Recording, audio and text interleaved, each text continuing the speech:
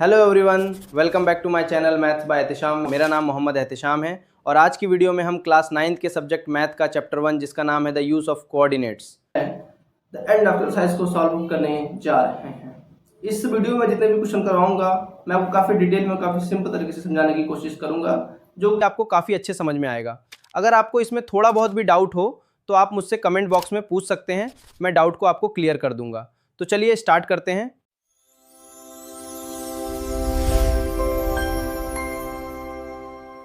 And of exercise का question number 1 हमें दे रखा है what are the x coordinates and y coordinates of the point of intersection of two axis.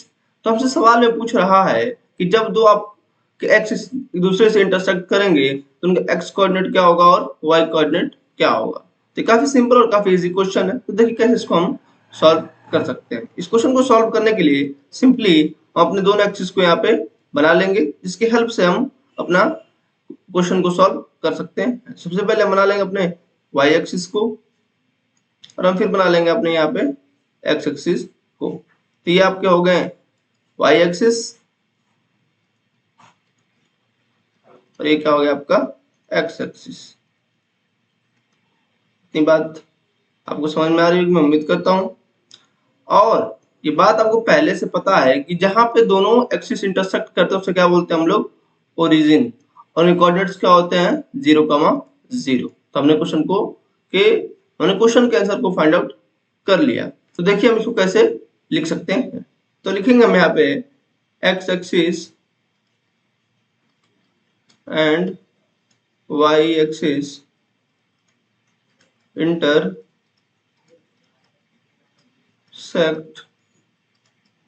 each other at origin। कहाँ दोनों एक दूसरे को इंटरसेक्ट करते हैं, ओरिजिन पे इंटरसेक्ट करते हैं, ये बात हमें पहले से पता है। तो यहाँ पे x कोऑर्डिनेट क्या हो जाएगा आपका 0 हो जाएगा और y कोऑर्डिनेट भी क्या हो जाएगा आपका, वो भी क्या हो जाएगा आपका 0 हो जाएगा। तो यहाँ पे लिख सकते हैं हम ओरिजिन आपका क्या हो जाएगा 0,0।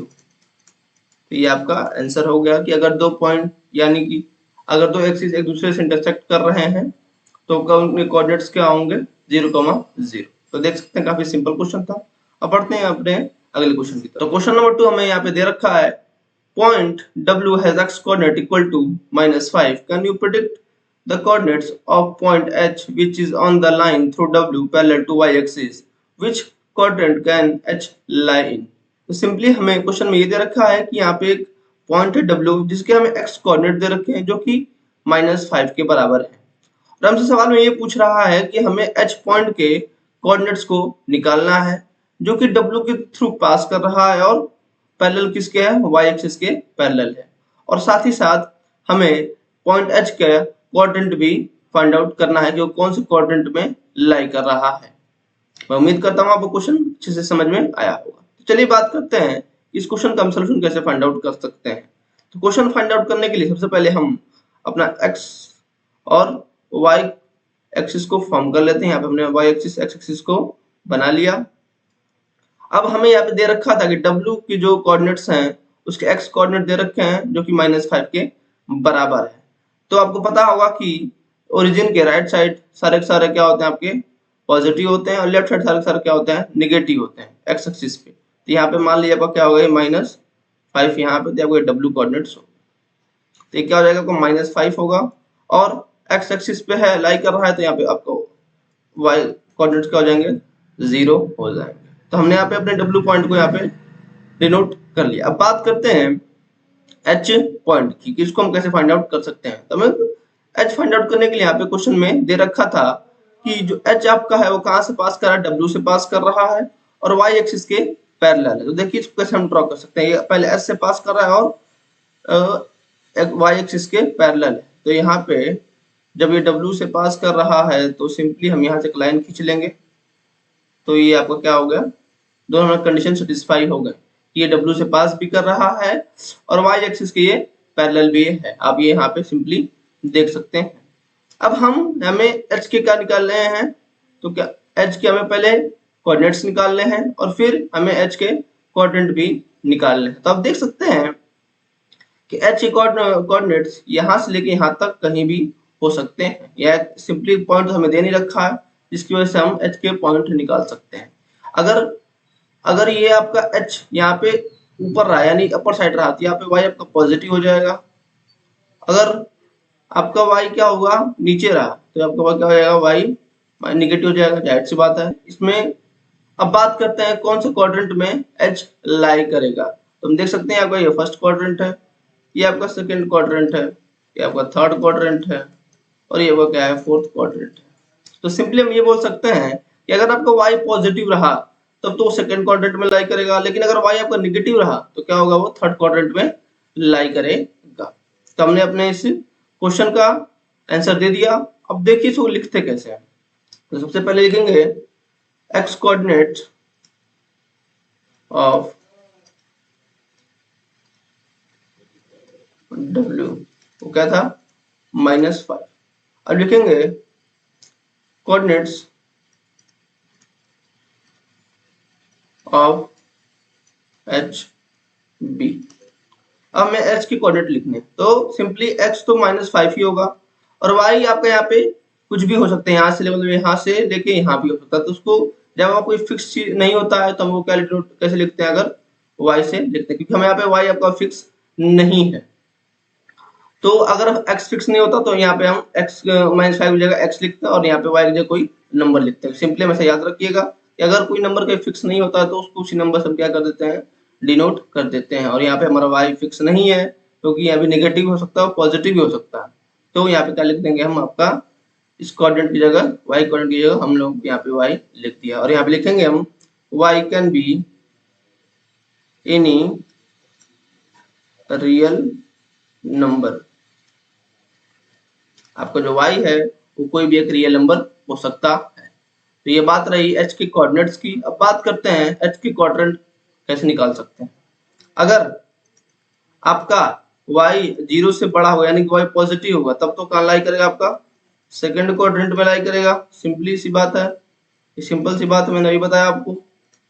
और अगर आपका y छोटा रहा 0 से, तो कहाँ लाई करेगा, आपका थर्ड क्वाड्रेंट में लाई करेगा।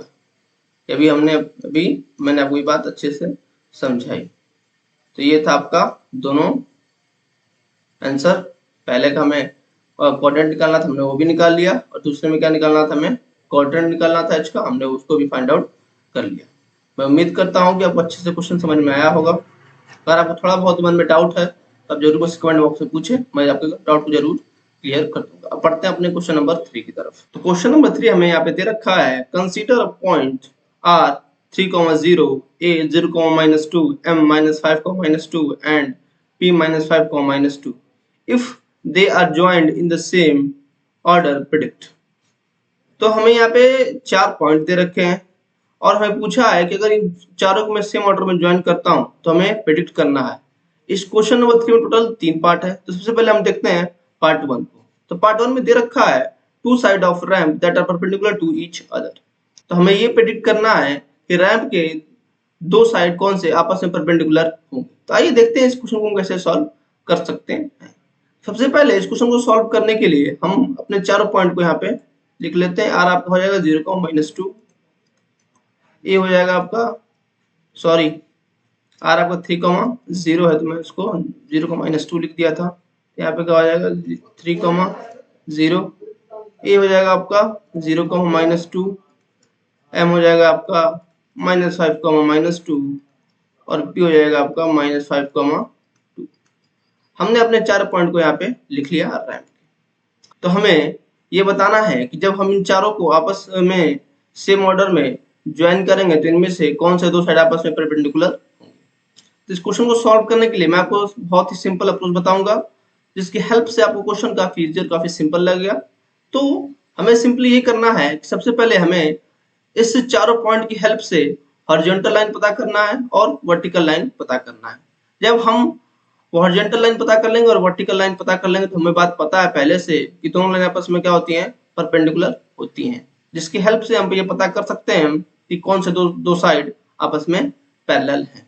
तो अब देखिए सवाल ये है कि हॉरिजॉन्टल लाइन और वर्टिकल लाइन पता कैसे करें, उसको फाइंड आउट कैसे करेंगे। तो उसका भी मेरे पास एक सोल्यूशन है जिसको मैं काफी सिंपल तरीके से आपको बताऊंगा, जो आपको हमेशा याद रहेगा।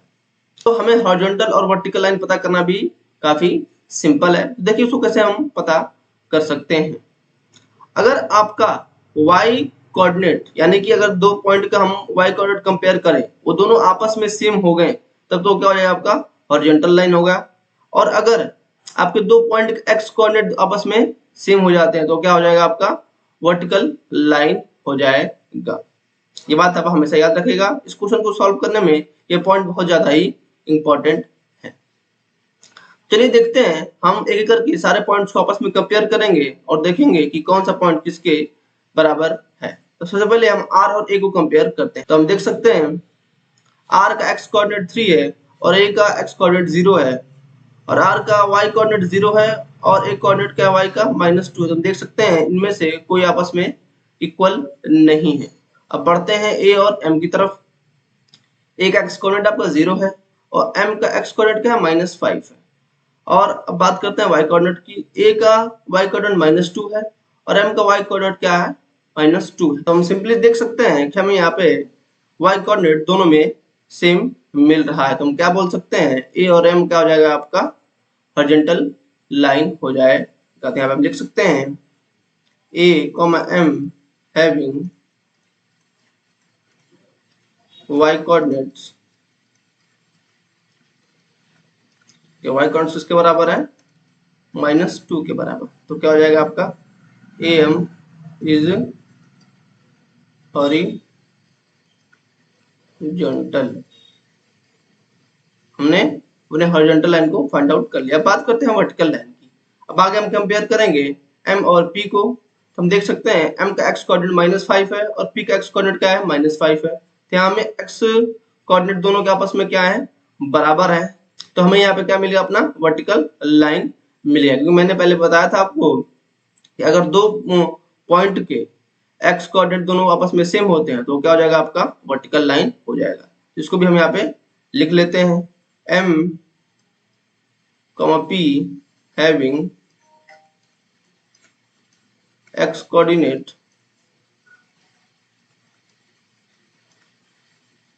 is equal to -5. So m&p is vertical. तो हमें हॉरिजॉन्टल लाइन मिल गई जो कि m है और हमें वर्टिकल लाइन मिल गई जो कि mp है। तो हम यहाँ सिंपली बोल सकते हैं therefore a and m is perpendicular to m and p। तो ऐसा क्यों हुआ, क्योंकि हमें बात पहले से पता है कि हॉरिजॉन्टल और वर्टिकल लाइन हमेशा आपस में क्या होती हैं, परपेंडिकुलर होती हैं। इसीलिए a और m क्या हो जाएगा, आपके दोनों साइड क्या हो जाएंगे, आपस में परपेंडिकुलर हो जाएंगे। तो ये था आपका क्वेश्चन नंबर 3 का पार्ट 1। मैंने काफी इजी तरीके से आपको समझा लिया। तो उम्मीद करता हूँ कि आपको क्वेश्चन से समझ में आया होगा। अब पढ़ते हैं अपने क्वेश्चन नंबर 3 के पार्ट 2 की तरफ। तो क्वेश्चन नंबर 3 का पार्ट 2 में यहाँ पे दे रखा है, one side of ramp that is parallel to one of the axis. तो हमें क्वेश्चन में ये बताना है कि रैंप का कौन सा साइड एक्सिस के पैरेलल होगा। तो ये क्वेश्चन काफी सिंपल है। इसको देखिए कैसे हम कर सकते हैं। जैसे अपने अपने पिछले क्वेश्चन में ये पता किया था कि जो आपका AM है वो क्या होगा, वो हॉरिजॉन्टल होगा और MP क्या हो जाएगा आपका, वो वर्टिकल लाइन हो जाएगा। अब हमें बताना है कि कौन सा साइड एक्सिस के पैरेलल होगा। तो सिंपली हम ये बोल सकते हैं जो आपकी हॉरिजॉन्टल लाइन होती है वो हमेशा किसके पैरेलल होती है, एक्स एक्सिस के पैरेलल होती है। और जो आपकी वर्टिकल लाइन होती है वो किसके पैरेलल होती है, हमेशा y एक्सिस के पैरेलल होती है। इसको और अच्छे समझने के लिए मैं यहाँ पे अगर बना लूंगा आपका x एक्सिस और y एक्सिस, तो देखिए तो यहाँ पे क्या है, अगर ये आपका y एक्सिस है और ये क्या है, आपका x एक्सिस है। तो ये हमने यहाँ पे x एक्सिस और y एक्सिस को यहाँ पे बना लिया।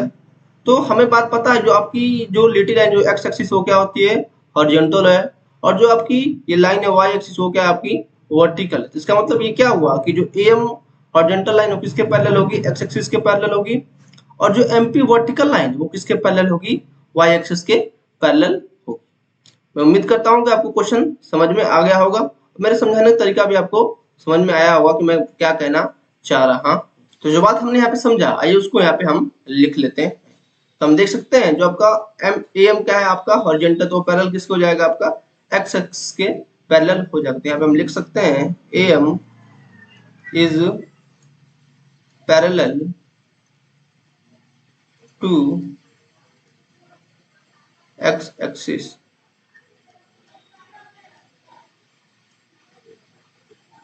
और आप एमपी क्या हो जाएगा, MP is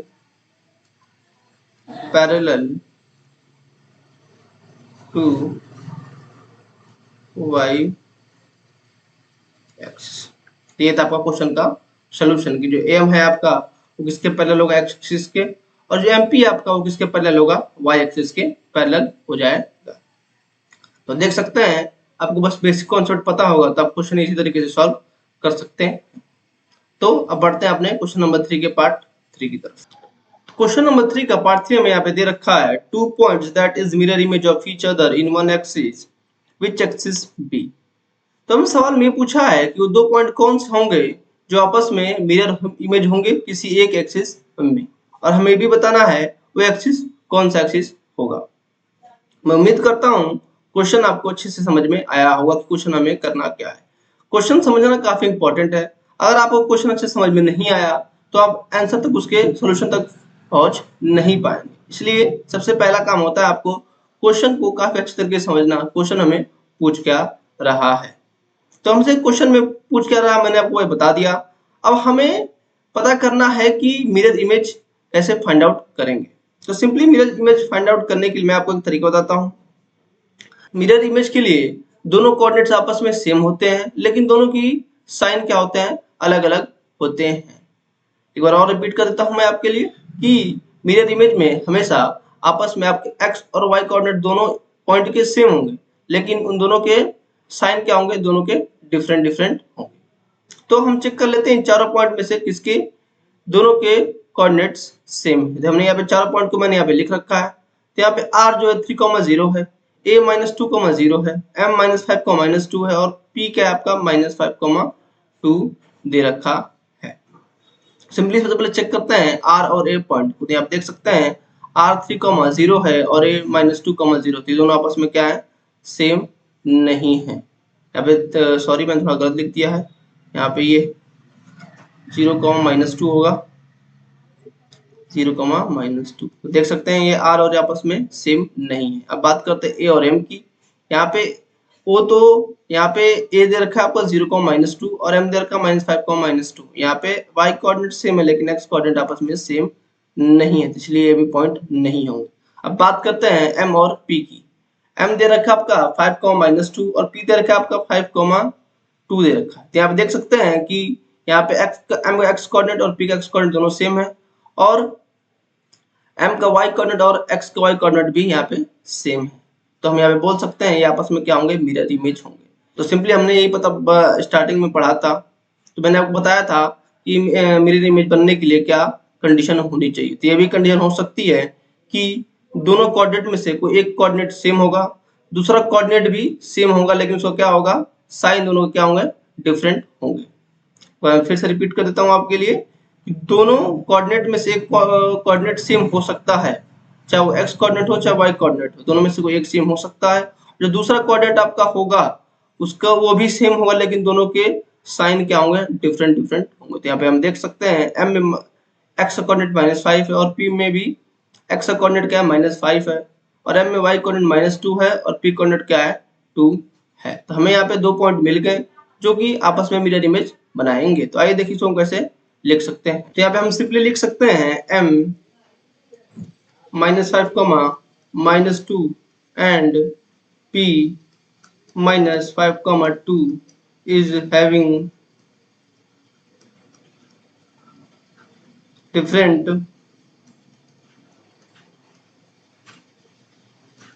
sign of y coordinates।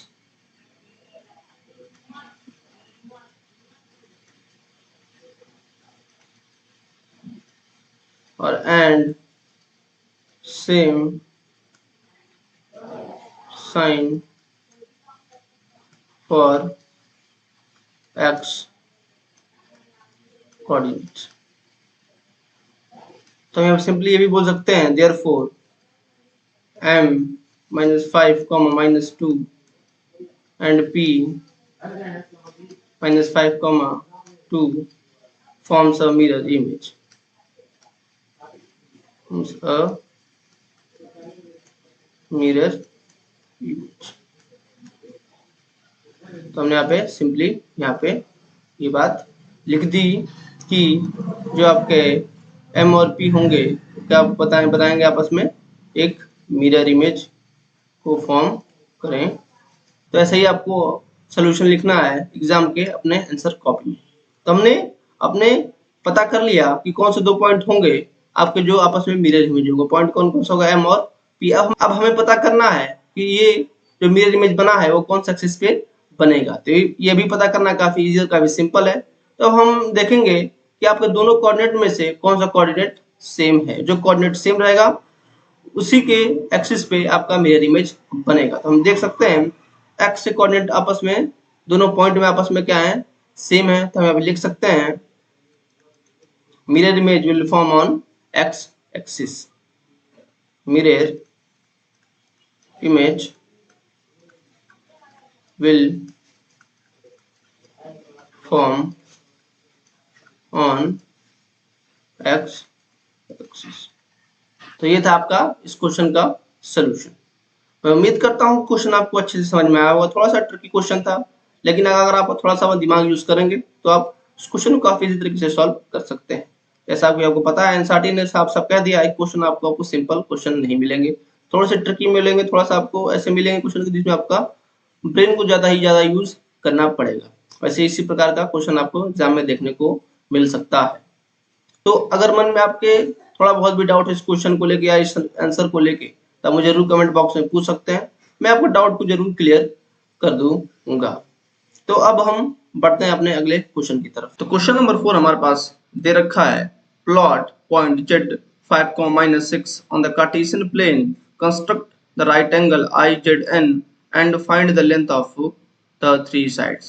तो हमसे क्वेश्चन में बोल रहा है कि हमें एक पॉइंट दे रखा है जिससे कोऑर्डिनेट्स हमारे पास दे रखे हैं 5, -6।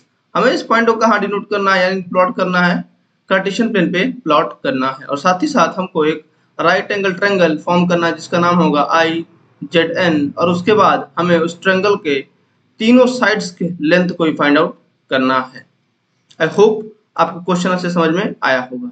चलिए देखते हैं इस क्वेश्चन को हम कैसे सॉल्व कर सकते हैं। इस क्वेश्चन को सॉल्व करने के लिए मैंने यहाँ पे कार्टेशियन प्लेन ले रखा है जहाँ पे आपके ये एक्स एक्सिस और ये वाई एक्सिस है और इसमें मैंने कुछ पॉइंट्स को डिनोट कर रखे हैं।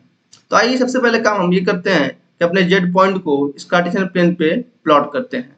हम देख सकते हैं जेड कोऑर्डिनेट्स क्या है 5, -6 यानी एक्स कोऑर्डिनेट 5 है और वाई कोऑर्डिनेट्स क्या है आपके -6 है। तो यहाँ पे 5 को एक्स कोऑर्डिनेट पे डिनोट कर देते हैं तो ये हो जाएगा आपका प्लॉट हो जाएगा यहाँ पे हो जाएगा 5। अब बात करते हैं y कोऑर्डिनेट्स की जो कि हमारे पास दे रखा है -6, तो उसका हम यहाँ पे प्लॉट कर लेते हैं। ये आपका हो जाएगा यहाँ पे -6। तो यहाँ पे दोनों मैच इधर करेंगे नहीं, ये इधर निकल जाएगा ये इधर निकल जाएगा, तो यहाँ पे कहीं आके दोनों सिंपली x एक्सिस का 5 इधर आएगा और y एक्सिस का 6 यहाँ पे आएगा। तो ये बन जाएगा आपका पॉइंट z, जो कि तो ये बन जाएगा आपका पॉइंट z जिसके कोऑर्डिनेट्स आपके हैं 5, -6। तो इसको हम यहाँ लिख लेते हैं 5, -6। हमने दोनों पॉइंट को अपने प्लॉट कर लिया। अब हमें इन पॉइंट्स की हेल्प से क्या करना है, एक ट्रायंगल को फॉर्म करना है। सबसे पहले अब हमने अपने पॉइंट्स को प्लॉट कर लिया तो अब हमें एक ट्रायंगल को फॉर्म करना पड़ेगा। तो इस ट्रायंगल को फॉर्म करने से पहले हम इसको इन दोनों पॉइंट्स को कुछ नाम दे देते हैं। इसको n दे देते हैं और इसको i दे देते हैं। अब हमने तीनों पॉइंट्स को डिनोट कर लिया। अब ट्रायंगल फॉर्म करने के लिए हमें तीनों लाइन को आपस में क्या करना पड़ेगा, जोड़ देना है। यहाँ पे i से लेके पहले z को यहाँ पे जोड़ेंगे, फिर n को z से जोड़ेंगे, सबसे लास्ट में n को z से n को i से जोड़ देंगे। तो ये बन गया आपका एक ट्रायंगल बन गया। ये ट्रायंगल मैंने बनाया है, आप चाहे तो कोई भी ट्रायंगल यहाँ पे बना सकते हैं। आप चाहे तो यहाँ से एक लाइन यहाँ खींच सकते हैं, ये टोटली यहाँ पे चाहे तो यहाँ पे यहाँ एक लाइन खींच सकते हैं।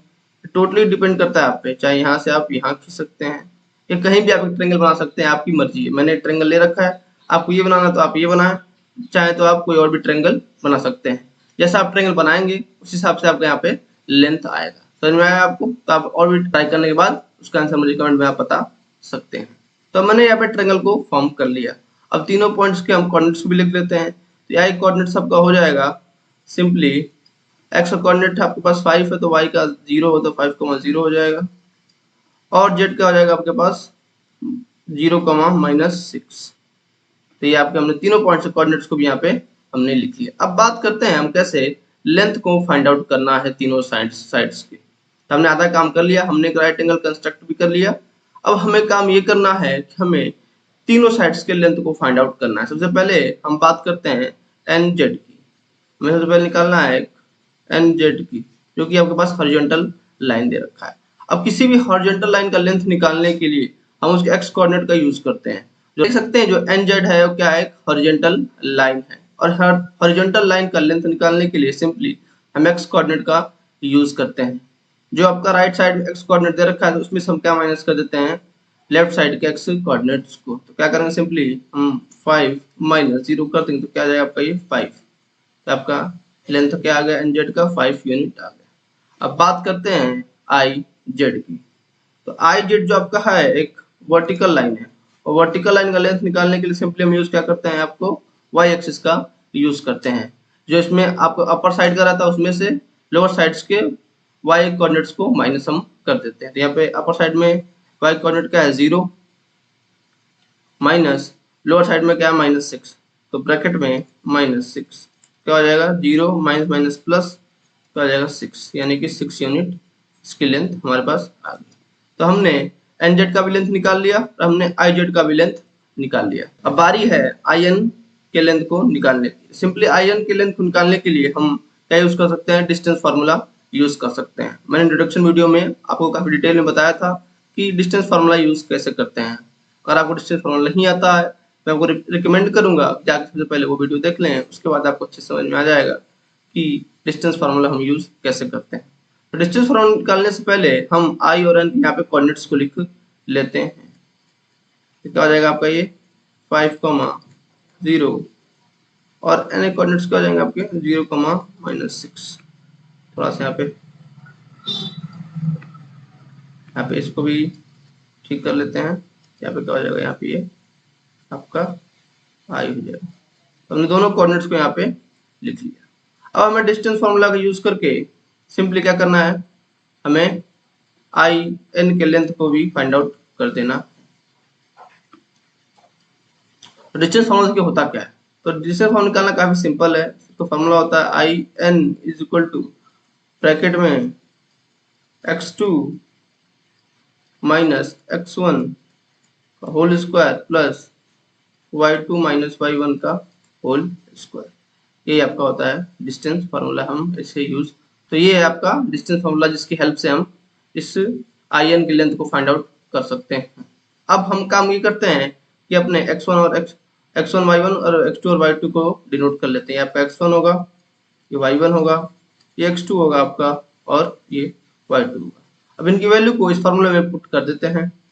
सिंपली x2 की जगह हम क्या रखेंगे, x2 की जगह हम 0 रखेंगे, और x1 की जगह क्या रखेंगे 5 का होल स्क्वायर प्लस y2 की जगह क्या रखेंगे -6, और y1 की जगह क्या रखेंगे 0, तो ये भी होल स्क्वायर हो जाएगा, और ये ब्रैकेट में आपका हो जाएगा अंडर रूट हो जाएगा।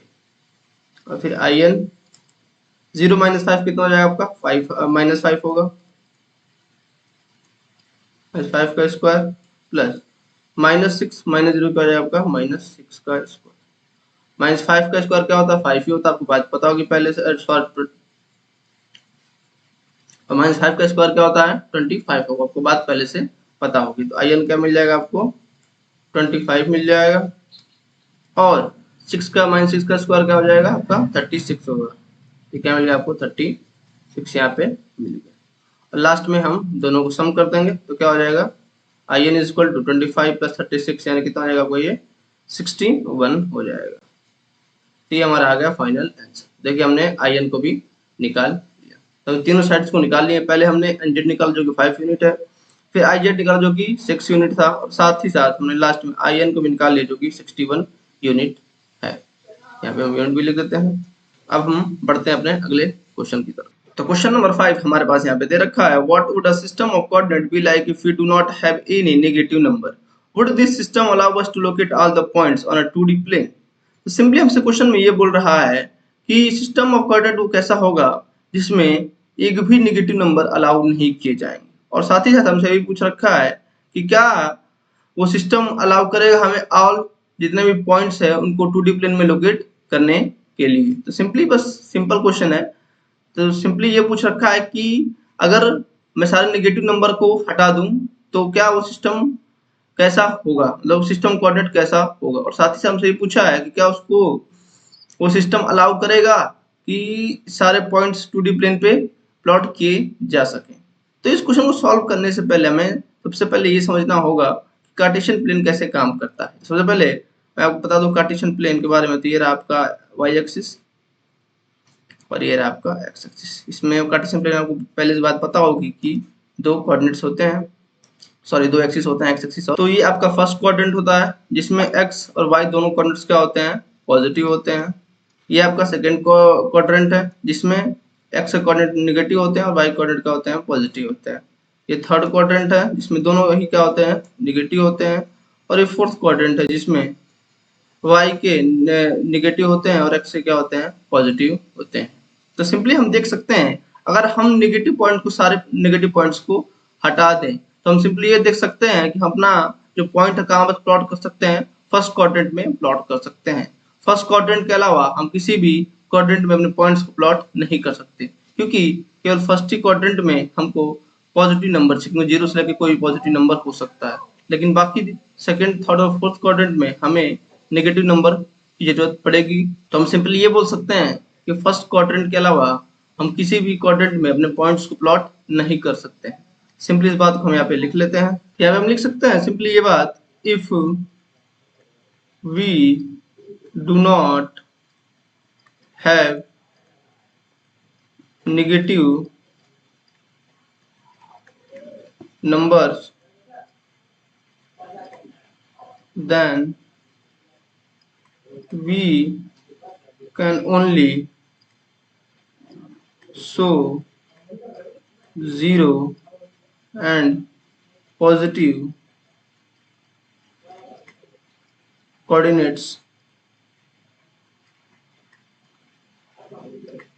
in first quadrant। तो ये हमारा होगा simple answer.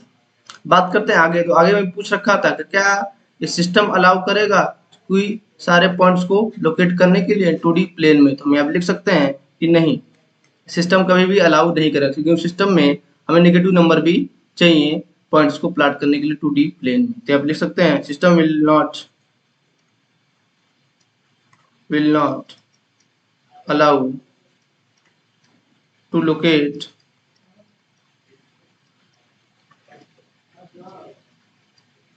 all the points in on 2D plane। ये आपका हो गया सिंपली आंसर। तो आपको ऐसे एग्जाम में लिखना है। मैं उम्मीद करता हूँ कि आपको अच्छे समझ में आया हो कि मैंने यहाँ पे क्या बताया और कैसे आपको एग्जाम में आंसर को लिखना है। तो अब बढ़ते हैं अपने अगले क्वेश्चन। तो क्वेश्चन नंबर 6 हमारे पास यहाँ पे दे रखा है, are the points m -3, -4 a 0, 0 and g 6, 8 on the same straight line, suggest the method to check this without plotting and joining the points। तो सिंपली हमसे ये पूछ रखा है, मतलब क्वेश्चन में ये दे रखा है कि हमारे पास यहाँ पे 3 पॉइंट है m, a और g, उसके तीनों कोऑर्डिनेट्स दे रखे हैं और पूछा है कि क्या ये तीनों एक स्ट्रेट लाइन होंगे या नहीं। और साथ ही साथ हमसे ये भी बोला है कि हमें कोई मेथड सजेस्ट करिए जिसकी हेल्प से हम इसको चेक कर सकें बिना पॉइंट्स को प्लॉट किए और ज्वाइन किए हुए।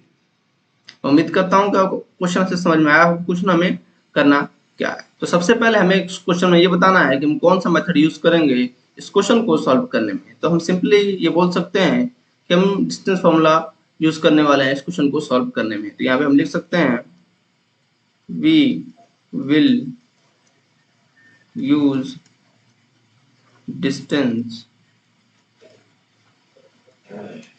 फॉर्मूला। ये हम क्या यूज करने जा रहे हैं, डिस्टेंस फार्मूला यूज करना है। डिस्टेंस फार्मूला मैंने आपको इंट्रोडक्शन वीडियो में काफी डिटेल में काफी अच्छी तरीके से समझाया था कि डिस्टेंस फार्मूला हम कैसे यूज कर सकते हैं। अब डिस्टेंस फार्मूला का हम यहाँ पे फार्मूला भी लिख लेते हैं। क्या होता है फार्मूला, आपको पता होगा पहले से, under root x2 minus x1 का whole square plus y2 minus y1 का होल स्क्वायर। ये है आपका डिस्टेंस फार्मूला का फॉर्मूला। अब इसी फार्मूला का यूज करके हम अपने क्वेश्चन को सॉल्व करेंगे। सबसे पहले हम तीनों पॉइंट्स को अपने यहाँ पे लिख लेते हैं। m क्या आपका -3 का -4, a क्या आपका 0,0 और g क्या है आपका 6,8। अब हम सबसे पहले m a का डिस्टेंस निकालेंगे, फिर a और g का डिस्टेंस निकालेंगे और फिर साथ में m और g का डिस्टेंस निकालेंगे। यानी कि हमको तीनों क्या निकालना है, डिस्टेंस को फाइंड आउट करना है। जिसको फाइंड आउट करने के लिए हम क्या यूज करेंगे, डिस्टेंस फार्मूला का यूज करेंगे। सबसे पहले बात करते हैं m और a की। तो m और a में ये आपका x1 होगा, ये y1 होगा, ये आपका x2 होगा और ये y2 होगा। यहाँ पे हम फार्मूला लिख लेते हैं। फार्मूला को डायरेक्ट वैल्यू पुट कर देते हैं। x2 की जगह क्या रख देंगे हम, 0 रख देंगे। 0 माइनस 3 का होल स्क्वायर प्लस 0 माइनस 4, यानी कि 0 माइनस 4 का होल स्क्वायर। तो 0 माइनस 3 कितना हो जाएगा आपका, +3 हो जाएगा, यानी कि 3 का स्क्वायर प्लस 0 माइनस 4 कितना हो जाएगा, +4 हो जाएगा, यानी कि 4 का स्क्वायर हो जाएगा। क्योंकि 0 में कोई भी नंबर जोड़ेंगे तो वही नंबर आएगा, आपको पहले से बात पता होगी। तो ये आपका क्या होगा, यहाँ पे ये आपका 3 का स्क्वायर कितना होता है 9 और 4 का स्क्वायर कितना होता है 25। और 25 किसका परफेक्ट स्क्वायर आपको पता है 5। तो हमारा आंसर क्या आ गया, am का डिस्टेंस क्या आ गया आपके पास 5 आ गया। अब बात करते हैं ag की। हमें क्या निकालना है, ag निकालना है। तो यहाँ पे अंडर रूट क्या लिख सकते हैं, 6 माइनस 0, तो क्या हो जाएगा आपका 6 माइनस 0 का, क्योंकि आपका ये आपका अब ये आपका x1 y1 बन जाएगा और ये x2 और y2 ये बन जाएगा, ये स्क्वायर बन जाएगा। और 8 माइनस 0 क्या आएगा, सिंपली हम यहाँ पे इसको लिख सकते हैं कि इज इक्वल टू, तो 6 माइनस 0 कितना आ जाएगा 6 आएगा, 6 का स्क्वायर, और 8 माइनस 0 कितना हो जाएगा 8, यानी 8 का स्क्वायर। तो ये आपका, और ये क्या ऊपर लग जाएगा, इसके अंडर रूट लग जाएगा। 6 का स्क्वायर कितना 36 होता है, ये 36 हो जाएगा। और 8 का स्क्वायर कितना होता है आपका 100 होता है, सॉरी 64 होता है। तो कितना हो जाएगा आपका, सिंपली आपका हो जाएगा यहाँ पे 100 हो जाएगा, अंडर रूट 100। और अंडर रूट 100 किसका परफेक्ट स्क्वायर है 10 का, तो यहाँ पे क्या आ जाएगा, हमारा आंसर आ जाएगा 10 आ जाएगा। यानी एजी कितना आ गया आपका 10 आ गया। अब बात करते हैं लास्ट डिस्टेंस की, जो m और g का निकालना है। तो अब हम mg का डिस्टेंस निकाल लेते हैं। तो यहाँ पे क्या हो जाएगा आपका अंडर रूट हो जाएगा। अब यहाँ पे x1 y1 ये बन गया और x2 और y2 ये हो गया। तो 6 माइनस 3, 6 माइनस 3 का होल स्क्वायर प्लस 8 माइनस 4 का होल स्क्वायर। तो ये आपका वैल्यू यहाँ पे आ गई। तो 6 माइनस 3 +3 हो जाएगा, तो 6 + 3 कितना हो जाएगा 9 हो जाएगा। तो 9 का स्क्वायर, और 8 माइनस 4 कितना +4 हो जाएगा। तो 8 + 4 कितना हो जाएगा आपका 12 हो जाएगा, यानी 12 का स्क्वायर।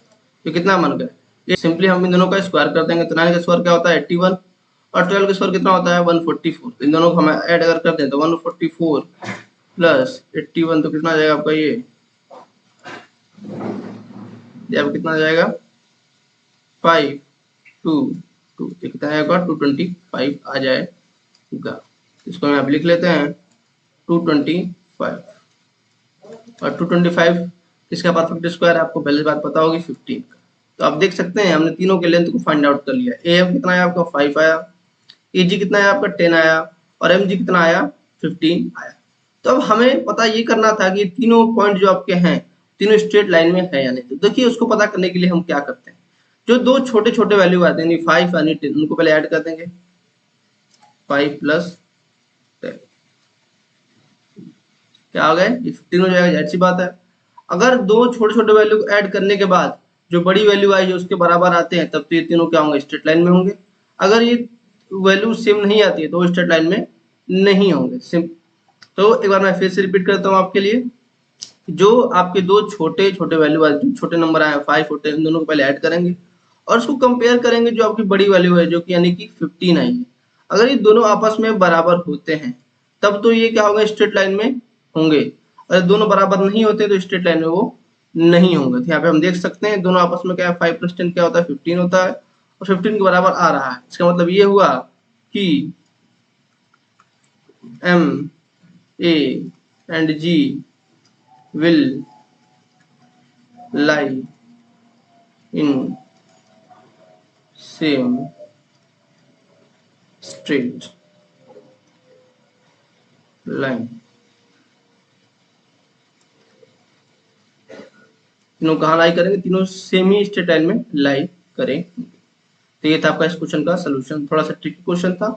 अगर आपको पहले से बात पता होगी कैसे हम दिखा सकते हैं किसी 3 पॉइंट को स्ट्रेट लाइन में है या नहीं, तब तो ये आसान है। लेकिन अगर आपको बात नहीं पता होगी तब तो थोड़ा बहुत आपको डिफिकल्ट हो सकता है।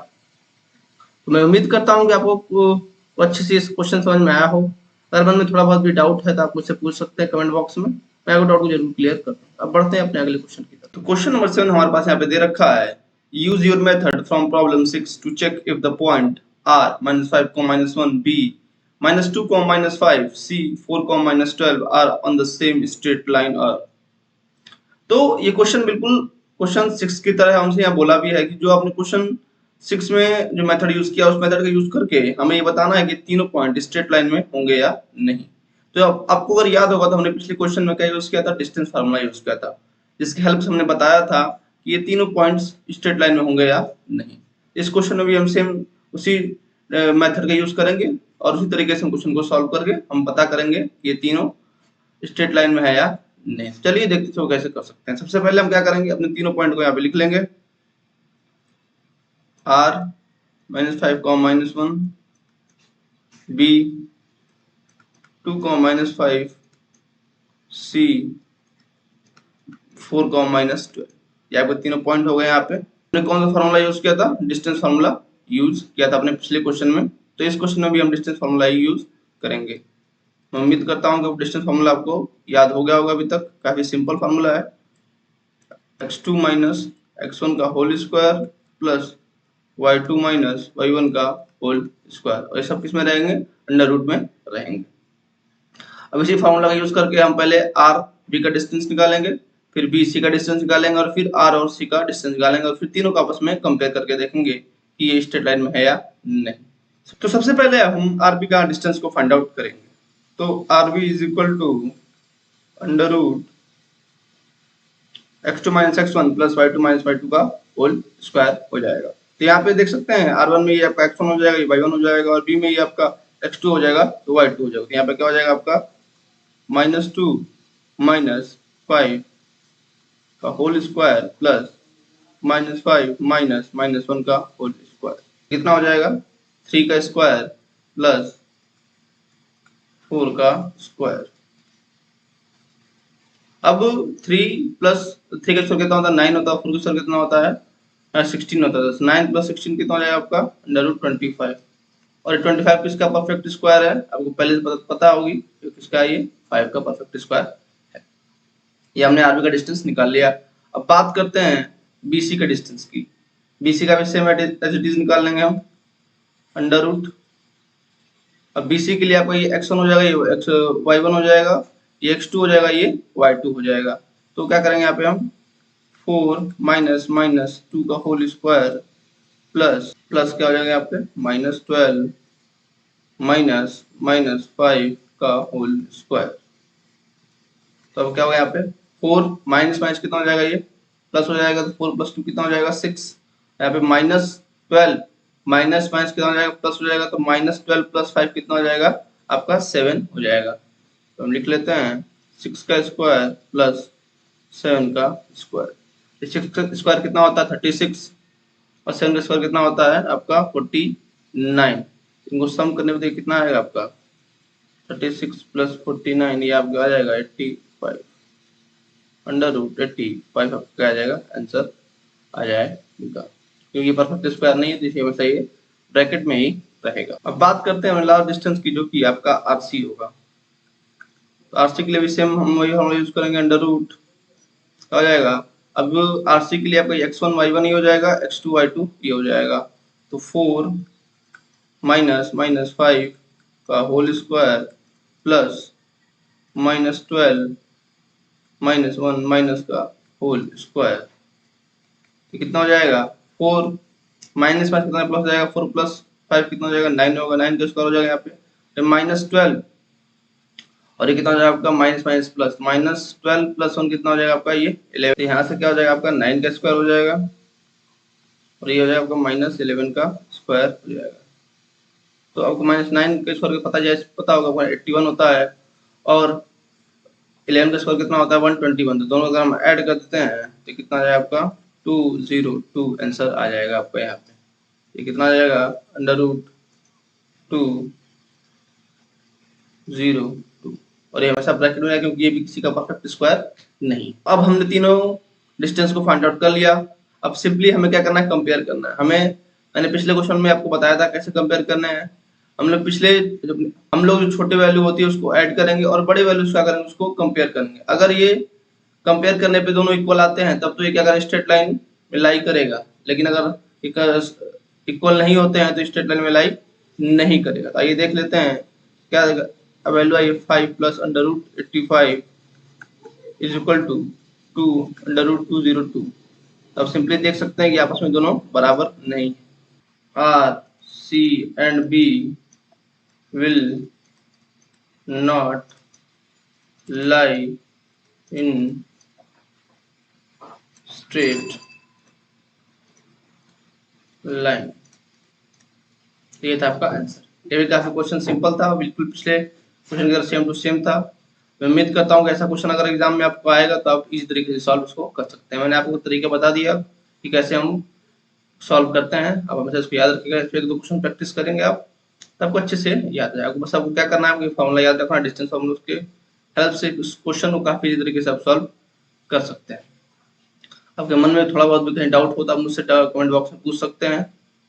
तो अब बढ़ते हैं अगले क्वेश्चन में। तो क्वेश्चन नंबर 8 हमारे पास यहाँ पे दे रखा है, using origin as the one vertex plot the vertices of. Question में ये बोल रहा है कि हमको एक वर्टेक्स ओरिजिन को लेके हमें क्या प्लॉट करना है। हमें यहाँ पे 2 पार्ट दे रखे हैं, पार्ट 1 और पार्ट 2। सबसे पहले पार्ट 1 देखते हैं, राइट एंगल आइसोसेलेस ट्रायंगल। तो हमें एक वर्टेक्स को ओरिजिन लेके हमें क्या प्लॉट करना है, एक राइट एंगल आइसोसेलेस ट्रायंगल को प्लॉट करना है। अगर आपको आइसोसेलेस ट्रायंगल के बारे में पता होगा, मैं बता देता हूँ कि आइसोसेलेस ट्रायंगल वो ट्रायंगल होते हैं जिसमें 2 साइड आपस में क्या होती हैं, बराबर होती हैं। तो आइए देखते हैं जो कैसे हम प्लॉट कर सकते हैं। इसको प्लॉट करने के लिए मैंने यहाँ पे ग्राफ पेपर ले रखा है, तो हम इस पे अपने इस राइट एंगल आइसोसेलेस ट्रायंगल को प्लॉट करेंगे। तो हमको पहले से बात ये पता है कि जो आपका आइसोसेलेस ट्रायंगल होता है वो क्या होता है, इसमें 2 साइड क्या होते हैं, आपस में बराबर होते हैं। मतलब इसकी ओरिजिन से स्टार्ट हो, इसका एक वर्टेक्स तो ओरिजिन हो जाएगा। ये तो आपको बात पहले से कंफर्म यहाँ पे हमें दे भी रखा है, जिसका एक वर्टेक्स क्या होगा, ओरिजिन हो जाएगा। तो हमें बस 2 वर्टेक्स को पता करना है।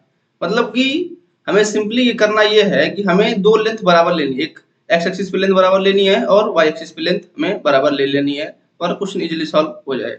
जैसे मान लीजिए मैं यहाँ पे 4 ले लेता हूँ, ये आपका मान लीजिए 4 है यहाँ पे, ये मैं आपको 4 ले लेता हूँ वाई एक्सिस पे, और एक्स एक्सिस पे भी क्या ले लेता हूँ, 4 मैं ले लेता हूँ। ये आपका ओरिजिन पहले ही से है। तो यहाँ से अगर मैं एक लाइन को ड्रॉ करूँ आपके लिए, तो यहाँ से अगर मैं लाइन ड्रॉ करूँ, 4 से ओरिजिन को मिला दूँ और इस वाले को यहाँ से मिला दूँ, और जो यहाँ पे दोनों पॉइंट हैं इसको यहाँ मैं मैच कर देता हूँ, और मैं इन तीनों को एक नाम देता हूँ। इसको मान लो मैं ए ले लेता हूँ, इसको ओ मान लेता हूँ, इसको ए और इसको बी मान लेता हूँ। यहाँ पे ए ओ बी बन गया कि नहीं बन गया। और ये ए ओ बी है आपका, ये एक राइट एंगल ट्रायंगल है कि नहीं है, क्योंकि यहाँ पे 90 डिग्री पे ये 90 डिग्री है, जाहिर सी बात दिख रहा होगा साफ साफ आपको। और एक ये 90 डिग्री भी है, पहली बात राइट एंगल ट्रायंगल भी, और साथ ही साथ ये राइट एंगल आइसोसेलेस ट्रायंगल भी, क्योंकि देखिए इसमें 2 साइड आपस में क्या है, ये बराबर है। ये ओ भी बराबर है और ओ बी भी बराबर है। ओ की लेंथ भी 4 है और ओ बी की लेंथ क्या है, 4 है। तो हमने यहाँ पे अपने ए ओ बी ट्रायंगल को प्लॉट कर दिया, यानी कि हमने राइट एंगल आइसोसेलेस ट्रायंगल को यहाँ पे प्लॉट कर दिया। तो सिंपली यहाँ लिख सकते हैं AOB कितना होगा एंगल, ये 90 डिग्री के बराबर होगा। और दोनों की लेंथ कितनी होगी, OA plus equal to OB equal to कितना होगा, 4 होगा। तो ये देख सकते हैं कितना इजी था क्वेश्चन। हमें बस आप कोई भी ले सकते हैं, मैंने यहाँ पे 4 लिया, आप 3 भी ले सकते हैं। अब 3 यहाँ पे लेंगे y एक्सिस पे, तो 3 आपको x एक्सिस पे लेना पड़ेगा। तो बस इतना बात आप याद रखिए, आइसोसेलेस ट्रायंगल में दो साइड आपस में क्या होते हैं, बराबर होते हैं। तो आप जो भी लेंथ ले, जो भी यूनिट ले, जितने भी यूनिट आप लें, वो हमेशा x एक्सिस और y एक्सिस पे दोनों बराबर लें। चाहे आप 6 लें तो यहाँ भी 6 ले लें, या 3 लें तो यहाँ भी 3 ले लें, तो आपकी मर्जी है, आप और भी इस पे ट्रायंगल बना सकते हैं। ये मैंने ऐसे एग्जांपल लेकर आपको बता दिया। तो अब बढ़ते हैं अपने पार्ट 2 की तरफ। तो पार्ट 2 हमारे पास यहाँ पे दे रखा है, N isosceles triangle with one vertex in quadrant 3 and other in quadrant 4। तो हमें एक और यहाँ पे आइसोसेलेस ट्रायंगल को प्लॉट करना है, जिसमें आपका पहला वर्टेक्स तो ओरिजिन रहेगा, दूसरा वर्टेक्स आपका क्वाड्रेंट 3 में रहेगा, और तीसरा वर्टेक्स वो कहाँ रहेगा, आपका क्वाड्रेंट 4 में रहेगा। तो सबसे पहले हम यहाँ पे पहला वर्टेक्स जो ओरिजिन है उसको मार्क कर लेते हैं। ये आपका रहा है पहला वर्टेक्स, जो कि इसको हम वो मान लेते हैं। अब बात करें दूसरे वर्टेक्स की, जो कि क्वाड्रेंट 3 में होगा। तो क्वाड्रेंट 3 में आप कोई भी एक पॉइंट को डिनोट कर लिया है, कोई भी एक पॉइंट को ले लीजिए। तो हम ले लेते हैं आपका -4, -5। तो यहाँ पे ये आ जाएगा, ये रहा आपका -4, -5। इसको हम लोग मान लेते हैं P। तो हमने अपने क्वाड्रेंट 3 में पॉइंट P को मार्क कर दिया। अब हमें सेम एज इट इज, जो हमने क्वाड्रेंट 3 में अपना पॉइंट लिया है, जिस वैल्यू का लिया है, हम उसी वैल्यू का पॉइंट क्वाड्रेंट 4 में भी ले लेंगे। साइन दोनों का अलग अलग हो सकता है, इससे कोई दिक्कत नहीं होगा। तो यहाँ पे हम क्या लेते हैं 4, 5। तो क्या लेते हैं यहाँ पे आप 4, -5, जिसको हम लोग मान लेते हैं Q। तो हमने 3 पॉइंट आपके O, P और Q को मार्क कर लिया। अब हम तीनों क्या कर देते हैं, आपस में ज्वाइन कर देते हैं। पहले O को P से ज्वाइन करते हैं, अब P को Q से ज्वाइन करते हैं। बस ये पीछे रह गया, तो यहाँ से फिर से इसको ज्वाइन कर देते हैं। और अब जो O है आपको Q से ज्वाइन कर देते हैं, Q से ज्वाइन कर देते हैं। तो अगर आपने कॉग्रुएंट का रूल पढ़ा होगा, तो कॉग्रुएंट के रूल से जो आपका ये वाला साइड है, ये यानी OP किसके बराबर हो जाएगा, OQ के बराबर हो जाएगा। यानी कि OP किसके बराबर हो जाएगा, OQ के बराबर हो जाएगा। तो ये दोनों क्या हो गया आपका, अगर आपके दो साइड आपस में बराबर होंगे तो ट्रायंगल कौन सा होता है, आइसोसेलेस ट्रायंगल होता है।